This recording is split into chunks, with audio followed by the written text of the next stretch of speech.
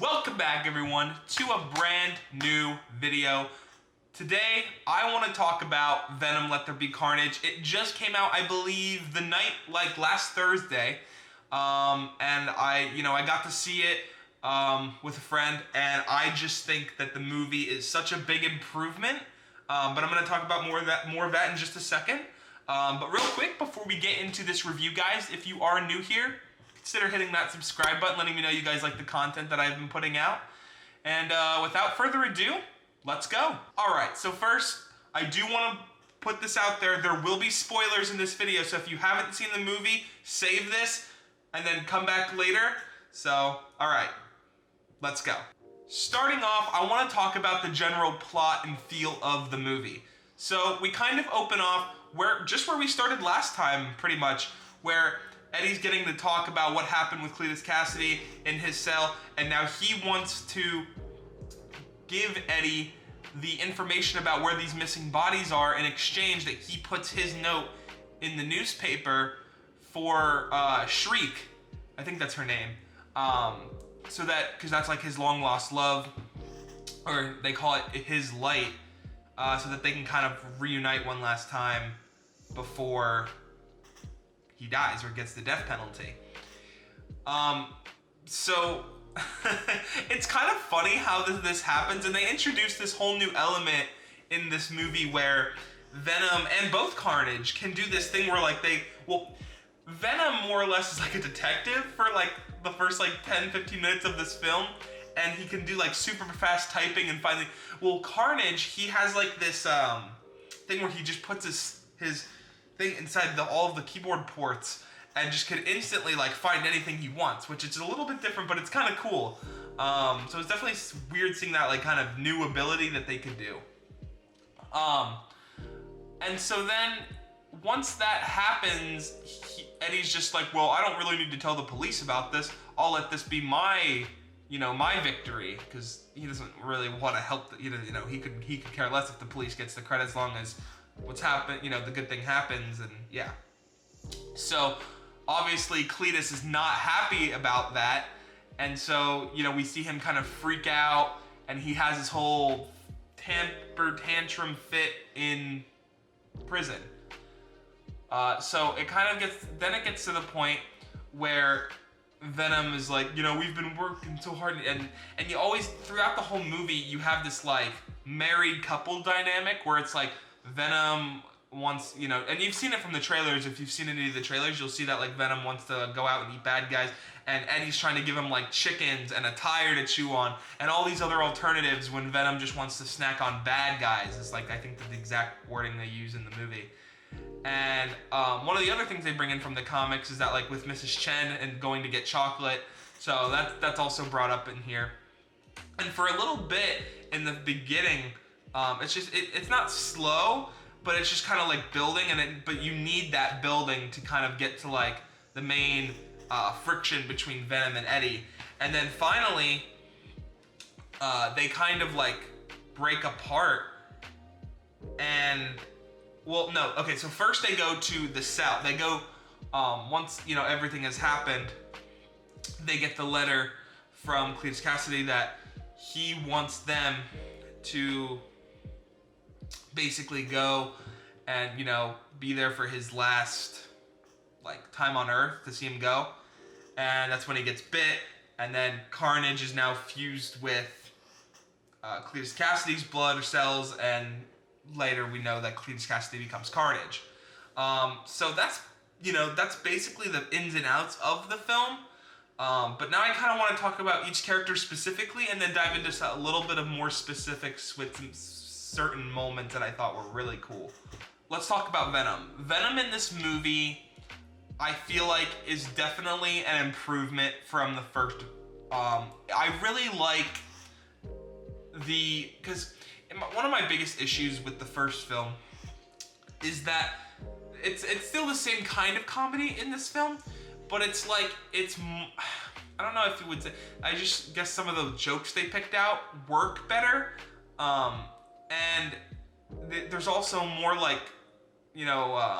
consequences for when Eddie leaves Brock and what happens when there's that brief time where they both kind of leave each other in this film. So it was cool getting to see that. And I also really like, one of my favorite parts, one of the fights, the first fight scene, when Venom is just like literally kicking the crap out of Carnage for the first couple of seconds, because Carnage is this new being. So of course he's not gonna like understand, how to fight Venom quite yet.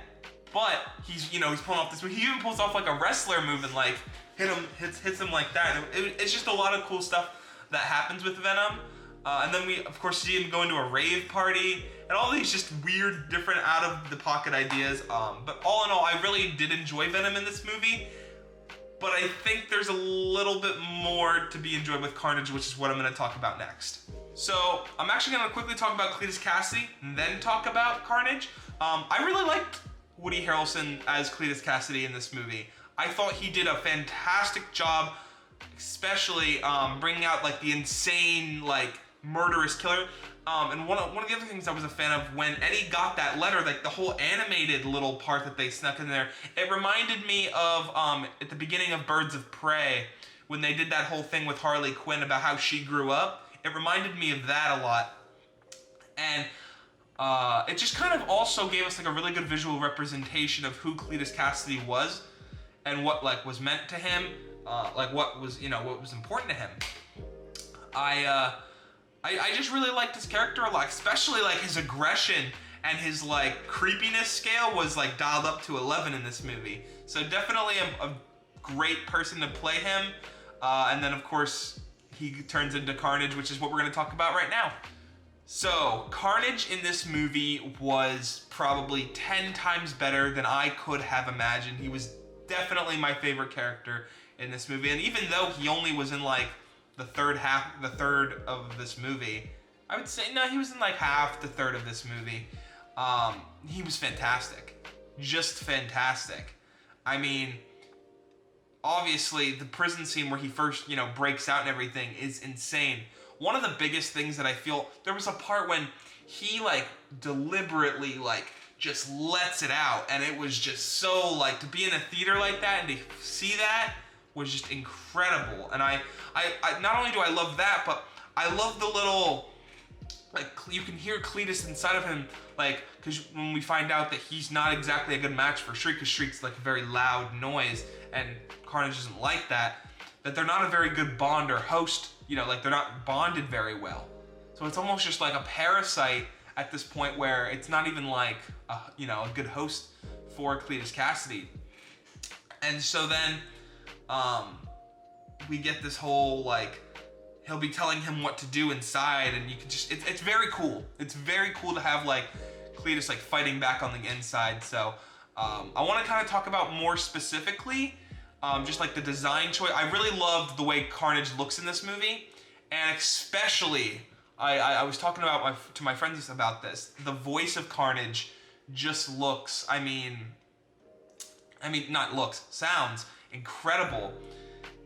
And it's one of those things where, like, it couldn't have been a more perfect voice for Carnage, because it's like, if they would have tried too much, it would have just sounded ridiculous.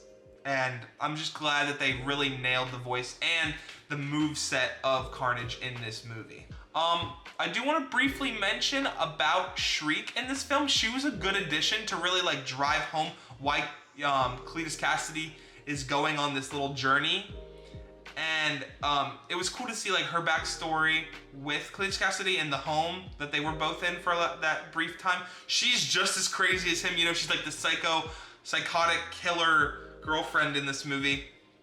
But the big twist that I wasn't really expecting to happen, I didn't even think about this until it was, like, brought to our attention, obviously, was that when she is taken, she escapes that van, but then again she gets captured, which we know because that's where she is, and she's in Area 51, the Raven plate, Ravenclaw, not Ravenclaw, it's a Harry Potter house. You guys know what I'm talking, Raven Cove or Raven something. Raven Point, I think is what it's called, maybe. But we find out that the cop that she screamed in the ear of is the same cop that was with Eddie Brock, so then he's now, like, has, like, a personal connection, and it just makes the movie that much more deeper and has that sense of depthness to it, which is I really enjoyed personally. Moving on to my favorite part of the movie, the fight scenes. You start out with Carnage being like, seeing him, he's like, no, that's a red one. I don't want to go after that. Why would I go after that? And so we see him like kind of, but then finally the whole like thing between him and Eddie is kind of resolved in that moment, and they agree like, let's go after, except the cop, you can't go after the cop.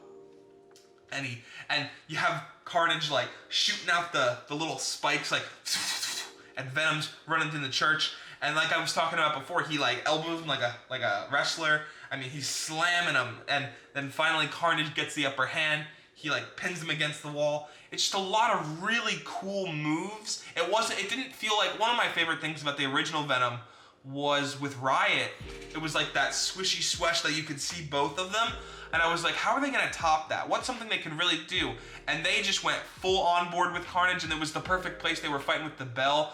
I even liked when Carnage was just like, you know what? I'm tired of this bell like hurting me, and he rips the actual physical bell out of it and just rips it down so it can't hit anymore. Thought that was really cool.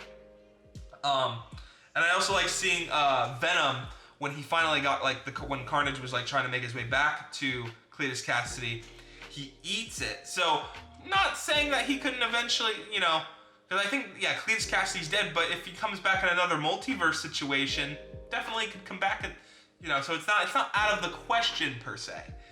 And then going into just kind of my last talk about the general movie, the visuals are, I mean, insane. They have the lighting perfect in this film. It couldn't be better, especially on top of like the church, and just like even like the visual CGI for all of the stuff just looks really good and really natural.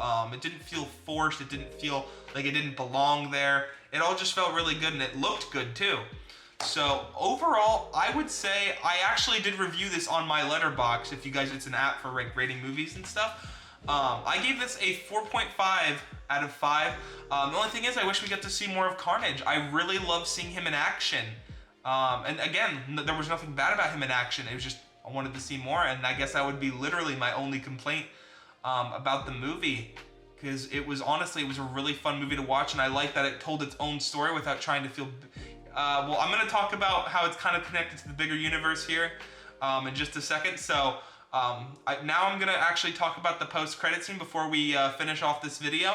But again, if you don't want to know about the post-credit scene, there's some big spoilers ahead, so I'm just warning you guys now. So let's go talk about the post-credit scene. Okay, so this was a huge post-credit scene. If you haven't seen the movie yet, obviously I already said spoilers, spoiler-free. So we see that at the end of the film, Venom is kind of talking to Eddie in the bed, and he's like, this is the only thing I can do. And then I'm assuming like they have like a multiversal like switch into a different universe, but it's in the same hotel. And then obviously that's not what Venom was trying to do. He was trying to do something else. So it's really cool to see that. And then we see on the TV that Venom is now officially in the MCU, because we can see Tom Holland's Spider-Man playing on the TV with the J. Jonah Jameson ad that we saw in Far From Home. So it's just crazy to see now that he might be in Spider-Man No Way Home. Not sure if he'll be part of the Sinister Six, or if he'll just be like kind of like another character that's thrown into the mix with that movie, because we already know there's going to be so many characters in that movie, and it's just going to be a really, really fun and chaotic time. So thank you guys just so much for watching my review of Venom Let There Be Carnage, and let me know what you guys thought down in the comments below. And what was your favorite part of the movie? Who were you rooting for versus Venom, Carnage? I'm assuming Venom, because he's like the hero of this film. And let me know especially what you thought of the end credit scene with Spider-Man and the multiversal and everything. And I will see you guys in the next video. Peace, everybody.